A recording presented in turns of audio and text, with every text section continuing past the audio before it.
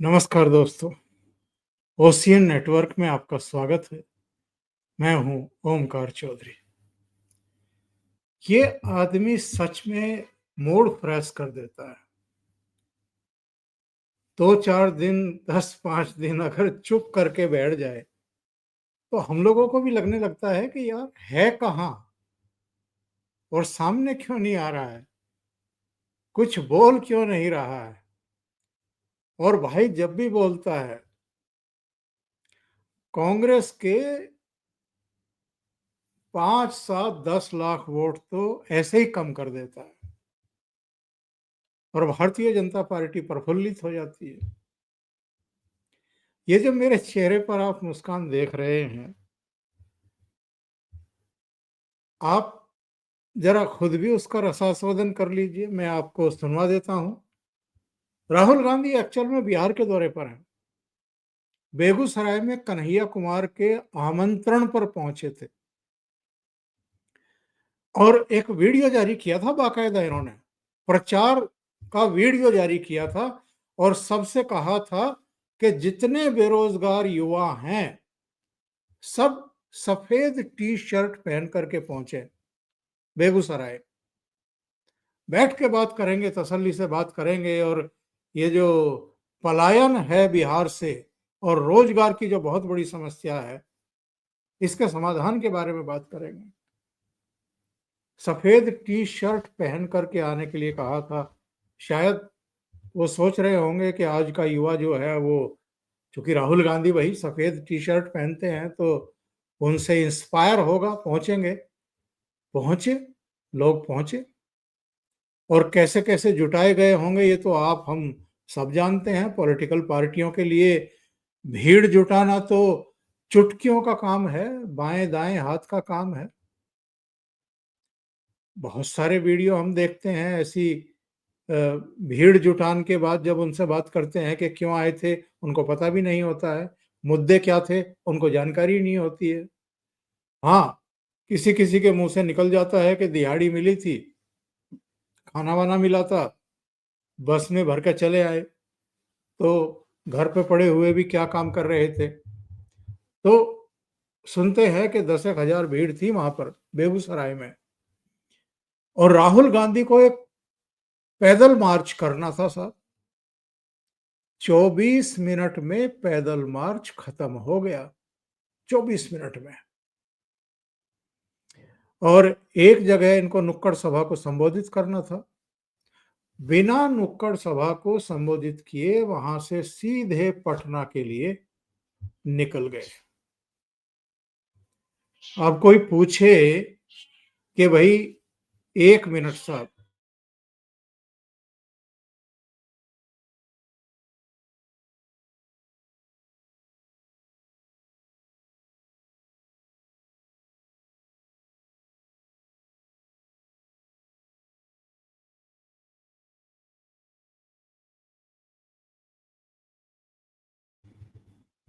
ये बिल्ली कभी कभी बड़ा परेशान करती है। रूम में ही रह गई थी और म्याऊं म्याऊं करना शुरू कर दिया। बहरहाल ये भी एक चुटकुला हो गया। तो राहुल गांधी बेगूसराय गए थे पलायन रोकने के लिए बिहार से और रोजगार का रास्ता निकालने के लिए, सुझाने के लिए।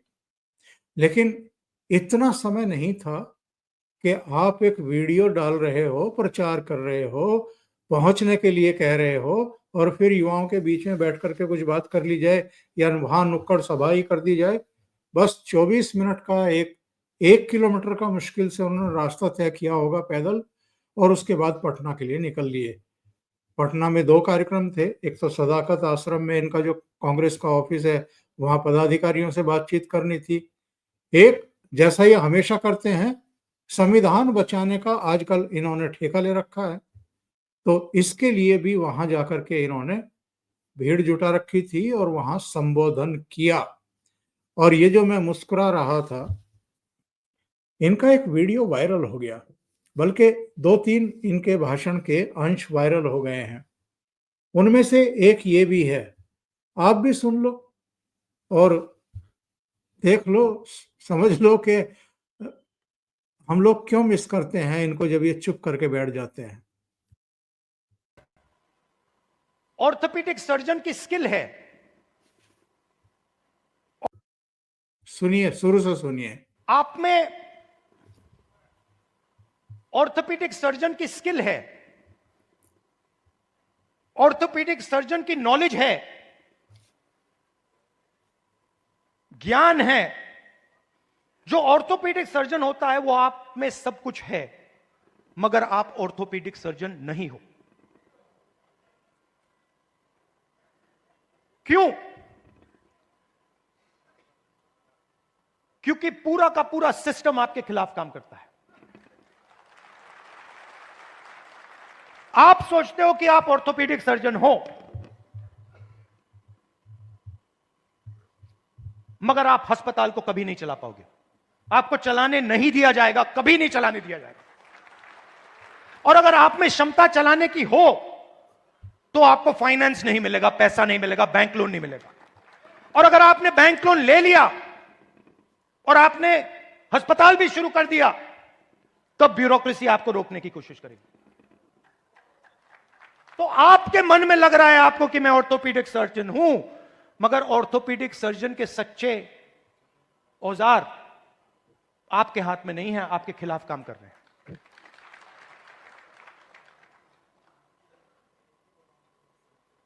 डेलीगेशन में दलित प्रोफेसर ने मुझे कहा कि मैं आईआईटी प्रोफेसर हूं। मैंने उनसे कहा नहीं भैया, आईआईटी प्रोफेसर की पूरी क्वालिफिकेशन आप में है, मगर सिस्टम आपको सच्चा आईआईटी प्रोफेसर नहीं बनने देगा। आप कुछ समझ पाए क्या कि राहुल गांधी कहना क्या चाह रहे हैं? आप में सारे गुण हैं, आप में क्वालिटी है, एबिलिटी है, आप वाकई ऑर्थोपेडिक सर्जन हो, लेकिन आप नहीं हो। आप हो, आप में काबिलियत है, लेकिन आप नहीं हो। मुझे तो कई बार लगता है कि ये किसी किसी का नाम लेकर के अपनी पीड़ा जाहिर करते हैं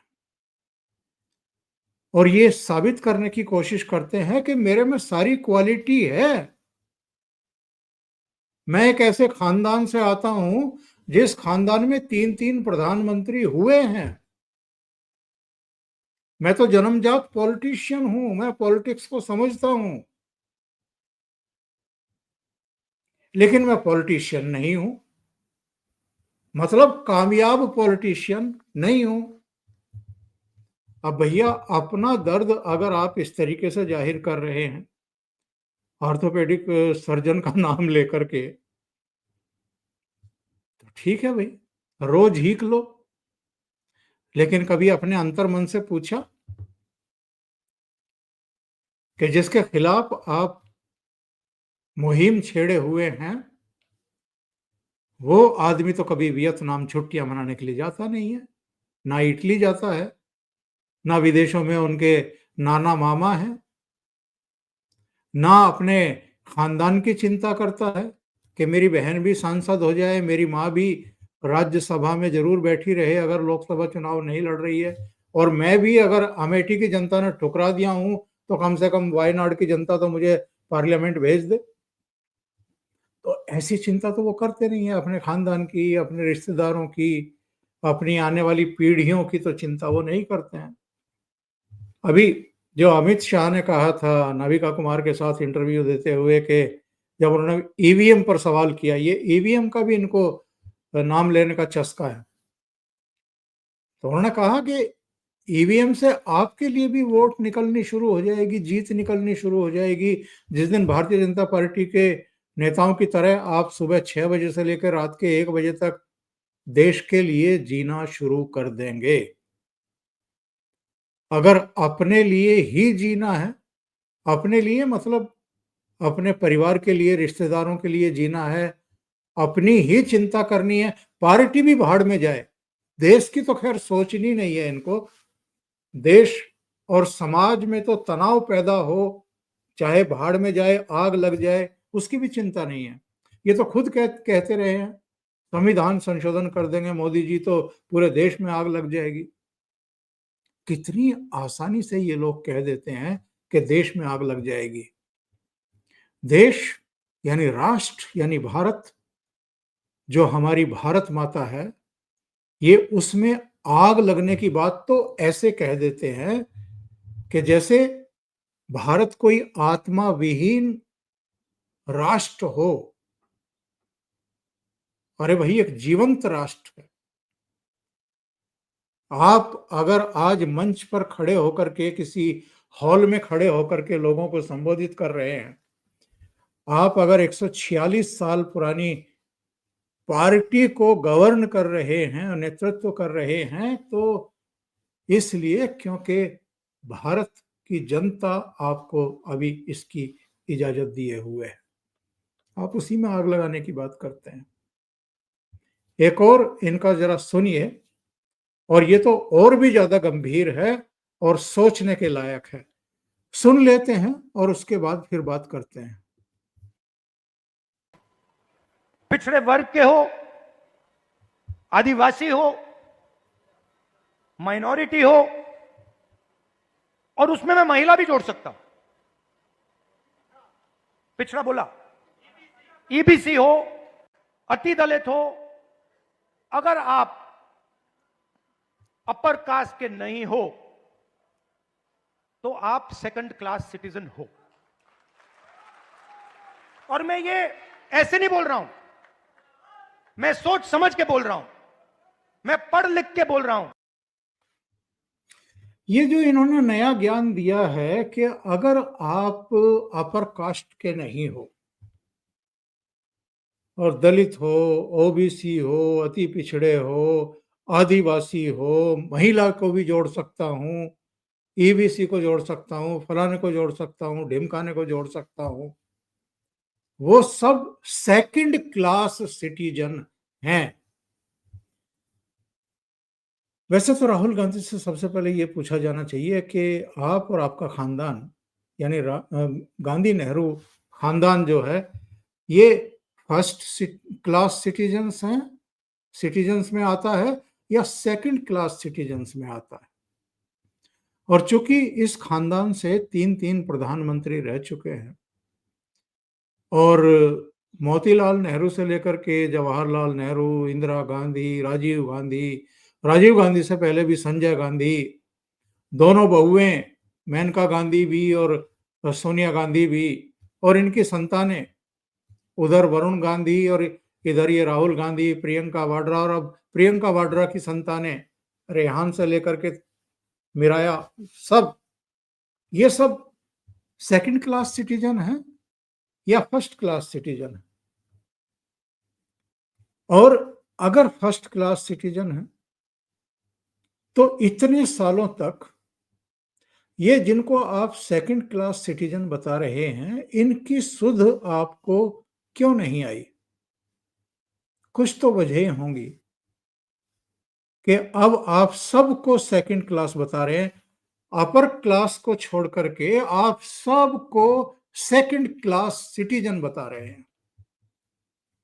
और ऐसा बता करके आप क्या साबित करना चाहते हैं कि 2014 जब नरेंद्र मोदी इस देश के प्रधानमंत्री बने थे, उसके बाद से ये सारी क्लास सिटीजन क्लास हो गई है, या उससे पहले भी जब मनमोहन सिंह 10 साल तक प्रधानमंत्री थे, या 91 से 96 तक जब पीवी नरसिम्हा राव प्रधानमंत्री थे, या 84 से लेकर के 89 तक जब आपके पापा, आपके पिताजी प्रधानमंत्री थे, और उनसे पहले इंदिरा गांधी प्रधानमंत्री थी, और लंबे समय तक इंदिरा गांधी ने करीब 16 साल तक इस देश का नेतृत्व किया, और 17 साल तक आपके पड़नाना या नाना जो भी थे, पड़नाना लगते होंगे, जवाहरलाल नेहरू ने शासन किया। तो ये तो तब भी second citizen class, second class citizens होंगे ना? या ये अभी हुए हैं, 10 साल से 11 साल से ही हुए हैं? तो ये जिस तरह का ड्रामा करते हैं, जिस तरह का पाखंड करते हैं, जिस तरह की बयानबाजी करते हैं, इससे आखिर साबित करना क्या चाहते हैं? और प्रधानमंत्री नरेंद्र मोदी, एक हमारे मित्र हैं बालियान जी, सोशल मीडिया पर बहुत सक्रिय रहते हैं, और जरा उनका एक ट्वीट देखिए। उन्होंने लिखा है, देश का प्रधानमंत्री ओबीसी, राष्ट्रपति एसटी यानी आदिवासी हैं, उपराष्ट्रपति ओबीसी है, कुल ओबीसी केंद्रीय मंत्रियों की संख्या 27 है, एससी एसटी मंत्री 15 हैं, और इन्होंने लिखा है कि देश में हैवी माल सप्लाई बंद होना चाहिए। उनका इशारा किस तरह पे आप समझ लीजिए।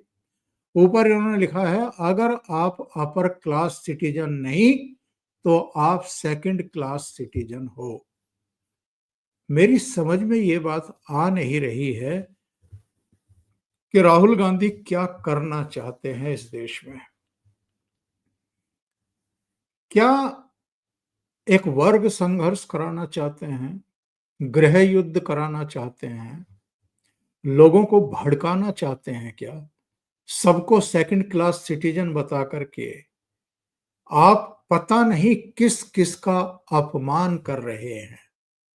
इतने बड़े बड़े पदों पर दलित भी रहे हैं, ओबीसी भी रहे हैं, आदिवासी भी रहे हैं, महिलाएं भी रही हैं। महिला तो इनकी दादी भी प्रधानमंत्री रही हैं।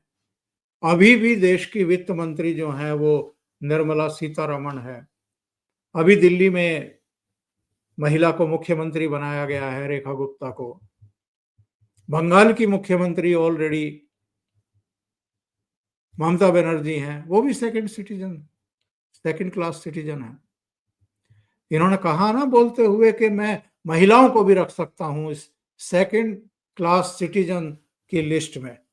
आप किसी को भी रख सकते हो, आप पर कोई बंदिशें थोड़ा है।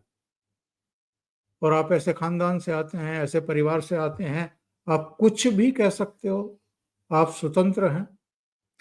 और सरकारें भी आप जैसे लोगों को जो मुंह से बाहर बाहर बोलते हैं, बिना सोचे समझे बोलते हैं, बिना कानून के भय के जो भी मन में आता है वो बोलते हैं, उसका प्रभाव क्या होगा और कितने खतरनाक उसके असरात हो सकते हैं, बिना ये सोचे हुए आप बोलते हैं और बोलते ही रहते हैं। आप देश में भी बोलते हैं, देश के बाहर भी बोलते हैं। लेकिन कई बार ऐसा भी बोल जाते हैं कि अपनी मजाक भी उड़वाते हैं, भद भी पिटवाते हैं, और कांग्रेस के बारे में और अपने बारे में ये परसेप्शन और मजबूत करके चले जाते हैं कि अच्छा है, पब्लिक इनको ऐसे पंख नहीं दे रही हैं कि ये आकाश की ऊंचाइयां छू सके या देश का नेतृत्व करने के बारे में भी सोच सके। और इसीलिए कभी ऑर्थोपेडिक डॉक्टर की उपमा देते हैं, कभी किसी का बहाना लेते हैं, कभी किसी की बात करते हैं। लेकिन ये पीड़ा और ये जो कुंठा है, ये इनकी अपनी है, जो किसी ना किसी रूप में बाहर निकलती ही रहती है। अभी के लिए इतना ही। बहुत बहुत धन्यवाद। अगर आपको ये चैनल और इसके कंटेंट पसंद आ रहे हैं तो लाइक करें, कमेंट करें, वीडियो को शेयर भी करें।